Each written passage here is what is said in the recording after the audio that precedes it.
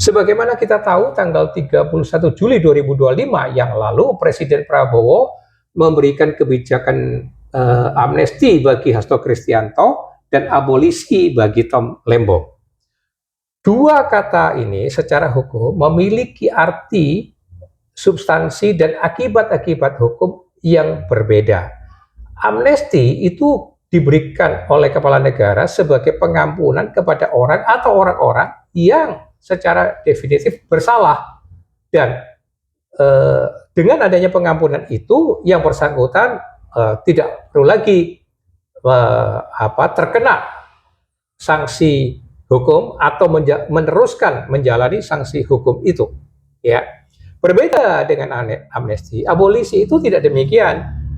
Seseorang atau orang-orang dilepaskan, dibebaskan dari proses hukum dan akibat-akibat hukumnya terlepas dia bersalah atau tidak. Dengan kata lain, dalam abolisi, seseorang diberikan pengampunan, itu belum di dalam posisi dia sebagai bersalah secara hukum.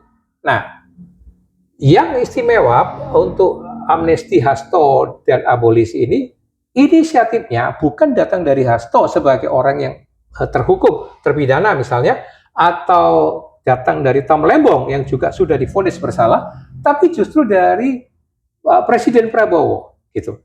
Maka yang harus kita baca terkait kebijakan amnesti dan abolisi ini tentu lebih berat kepada kepentingan politik, gitu.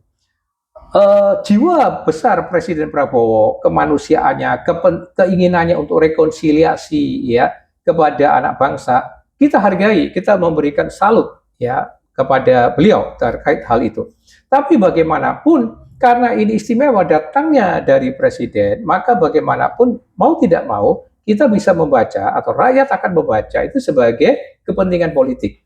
Buktinya misalnya kepada Hasto yang menerima amnesti, lalu tidak lama berselang atau sebelum itu, beberapa waktu sebelum amnesti, Ibu Megawati Ketua Umum PDIP menyerukan kepada kader-kadernya dukung pemerintahan Prabowo, ya kan?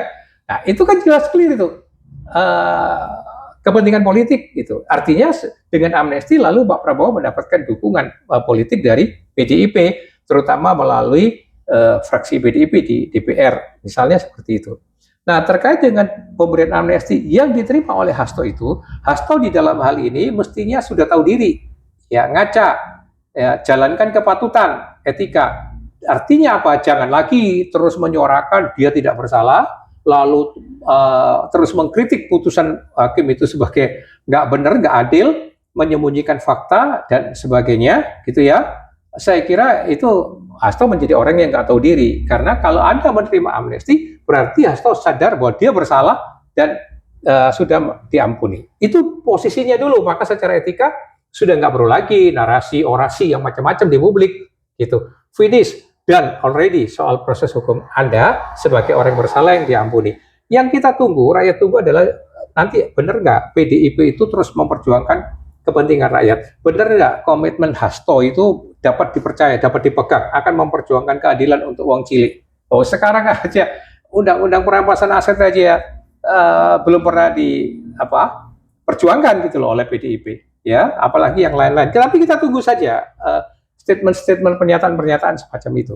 Nah, kalau bagi Tom Lembong bagaimana? Ya, tetap sama motivasinya politik, karena kalau Tom Lembong ini menurut hemat saya Presiden melihat tuh bahwa Tom Lembong ini dapat dukungan dari arus bawah rakyat, dari akar rumput. Rakyat banyak mendukung, banyak percaya bahwa beliau adalah orang jujur yang dikriminalisasi, gitu. Sehingga dukungan akan makin lama makin membesar. Proses hukum Tom Lembong itu kalau sampai inkrah, paling tidak kan 1,5 sampai 2 tahun, gitu. Lah itu kan kalau dukungan rakyat ini makin membesar untuk Tom Lembong, ya bagaimanapun kan juga itu menggelisahkan secara politik ya, mengganggu dalam proses pemerintahan dan program-program presiden, gitu. Maka presiden sekali lagi selain jiwa kemanusiaannya yang kita apresiasi, tapi kecerdasan politik, karena beliau mengambil keputusan politik untuk meredam ya dukungan arus bawah untuk Tom Lembong, maka diberikan abolisi. Ya, sekali lagi karena baik amnesti maupun abolisi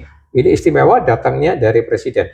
Lalu banyak itu ahli-ahli hukum tata negara mengkritik kebijakan ini. Ya, saya menjadi bingung gitu loh. Amnesti Anda kritik, ya, karena nggak cocok katanya diberikan kepada koruptor. Mestinya itu lebih cocok diberikan kepada orang politik.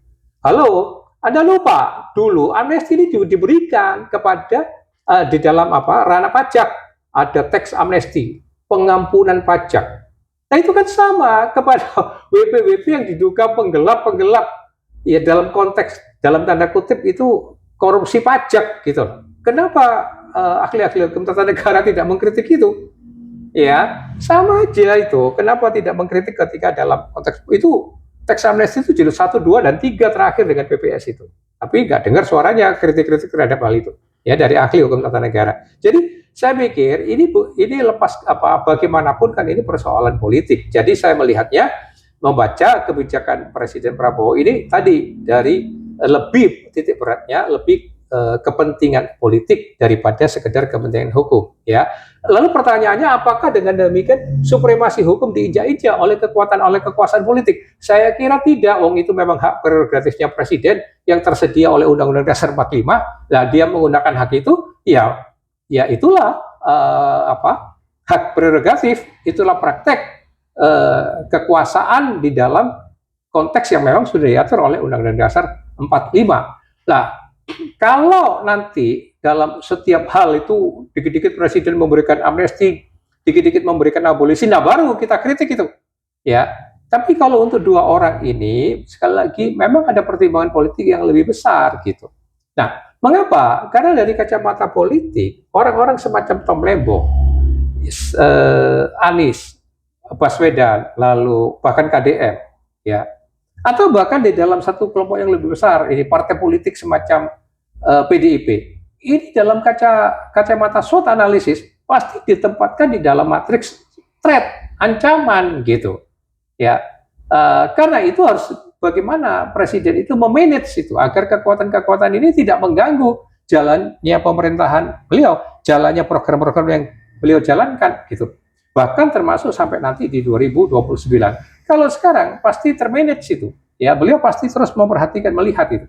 Ya, apalagi kalau PDIP sudah mengatakan dukung pemerintahan Pak Prabowo. Nah itu paling tidak kan sudah ada kekuatan politik yang lebih besar lagi kepada presiden untuk menjalankan program-programnya. Jadi saya kira ini memang pemikiran-pemikiran yang lebih besar dari cuma sekedar praktek hukum belaka, praktek hukum yang harafiah begitu ya, yang kadang-kadang juga kita juga tidak bisa menjamin kan hukum itu dijalankan dengan adil dan baik walaupun kalau itu hukum diutamakan.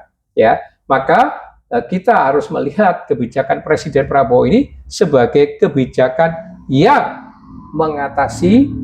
memang mengatasi hukum dalam arti sempit, tetapi demi kepentingan yang lebih besar. Itu catatan saya dan salam merah putih.